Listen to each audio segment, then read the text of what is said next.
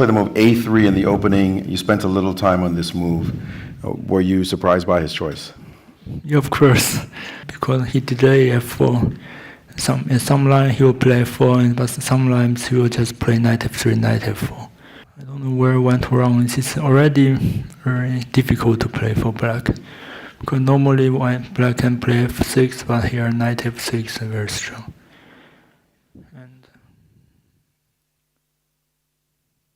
So here the suggestion of A5 was given as the best move with analysis. And you play the move knight to B6, or the move knight B6 was played.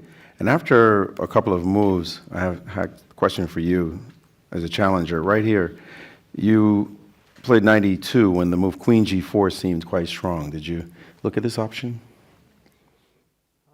Queen G4, I briefly saw it was possible, but I did not think it was very strong.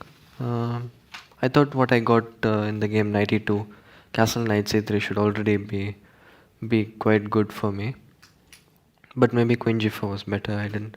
I did not realize that. There came another moment of importance on move 17. I'll just jump to that right here. You spent quite some time on this position before deciding to play queen F3. It looked like you wanted to take on D5 on F6 here, and play D5, but you decided this wasn't a good path, which may equalize. Yeah, knight F6, take D5, I guess ED. If knight D5, this queen F7 or queen D5, queen E6. I didn't really see anything special here. Rook D1, FD1. I think you are slightly better here. Yeah, I thought anyway should be like slightly better, but I did not think this was the maximum I could get from that position. Instead of queen F3, I was also thinking about queen G4. I mean, instead of taking on here. Yeah, but rook B7 is quite nice actually. I couldn't see a follow-up here, so yeah. Did you look at this line with knight F6, D5, and you just quickly said that rook FD1 bothered you? Yes, I thought, I calculated this line. I think white is slightly better. If I'm white pieces, I will go this line. Or maybe I'll play D5, I don't know. Yeah. Bishop E6. 6. Knight F4. Take. Yeah, queen D5, yeah. Oh, looks slightly better for white. There came another critical moment right after he played queen F3. There was the opportunity here to play actually knight takes D4. Yes. What did you think looking Yeah, at this I missed if he queen moves, I have play sometimes knight F3. I missed this idea. So queen D1 here? Maybe queen D1. I also miss this. Seemed to be some opportunity to play for E5 and bishop F5. Going quickly to the next spot, jump in the game, there did come a big surprise, it seemed, on move 22, when here you played knight E7 and bishop F4 happened. What were your thoughts when this landed on the board? I missed the queen E2. I only saw the queen E4, maybe I have bishop B7. And his queen E2 is very strong position to move. And yeah, he just slowly improved his position, and my position is very uncomfortable. If I play this, can bishop F2 and rook E1, attacking the pawn. And if rook E8, bishop G3, stop E5. My position very hard to play. Did you miss bishop F4 completely? Mm-hmm. Yeah. At this moment, when you play bishop F4, what were your feelings? Looked like a super strong move with the initiative all on your side. Yeah, I had seen earlier that if you place knight E7, I have a bishop F4, this nice trick, and I thought once I get bishop D6, I should have quite a nice advantage, which probably was the case. But yeah, I couldn't see the knockout blow. Maybe there wasn't one. Yeah, I don't think there was a definite knockout blow here, but maybe the surprise to many was that you actually took instantly instead of keeping this bishop. What was your decision there? I didn't think allowing knight d5 was a great idea. Like knight d5, I mean, I should still be like better, but I thought with the knight on d5, yes, his defensive chances are better. The last moment that I will speak about is move 31, because that seemed like a massive turning point. Here, when knight e4 was played, you seemed to react in a big way. Did you feel like you were dead lost here? My first intention of play this by running into a very nice trick, knight f6. Losing immediately. I almost gave up because I didn't find any move to survive, to stay in the game. But in the end, I found the nice resource. Rook f8.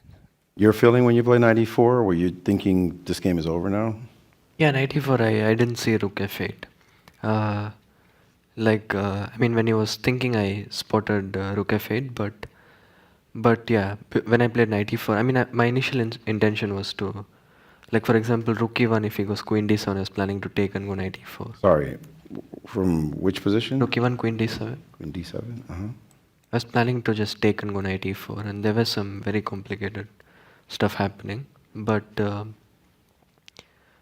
engine gives this as winning, by the way. yeah, I'm aware of that, but I'm still not sure. Like rook d7, knight d6, queen f8.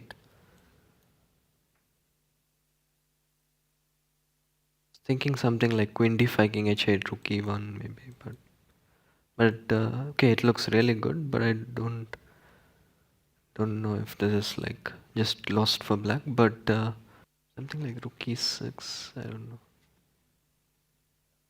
I mean, it looks quite strong, but Look, just quickly. Yeah, rook e6. yeah, it should be winning. So he plays rook f7, he plays rook f8, and now it's turned over into a new game. Yeah, knight How did you e4. compose yourself? I mean, rook f8 I saw, but knight d6, rook c7 I missed, but initially. Yeah, I mean, it was an unpleasant surprise, but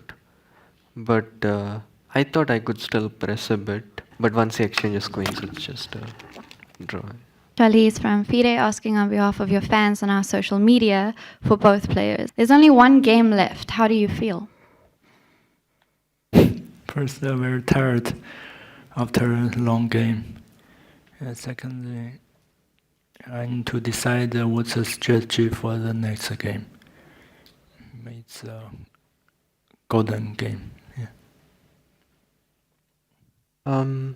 Yeah, I mean, it's like as close as the match gets, it gets only more exciting. So, quite excited, but of course it will be an important game, and yeah, I'll try to do my best. So my question is for Gukesh. Tomorrow is possibly going to be the biggest game of your life, and you don't show it, that you never look under pressure, but playing with black in such a pressure cooker game, do you think, mentally things will be sort of different tomorrow? I mean, obviously there will be nerves and there will be a lot of excitement. It's a very important game, but my approach will be the same, just to go there with the same kind of energy and just give it my best and see what happens. Thank you. My question goes to world champion Ding Liren. You once said in a Chinese interview that wearing the crown is heavy. So as you're approaching the end of your second match, I'd like to know which has been a more psychologically stressful and difficult situation. Is it going after the crown and becoming world champion in the first match, or is it trying to defend your crown and your world champion title against a younger challenger in your second match?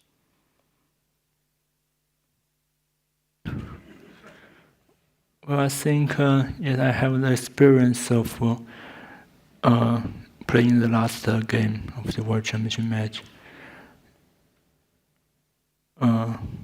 What's your question? Is it more psychologically stressful going after the world championship in your first match or trying to defend it in this match? Or maybe last time the most stressful.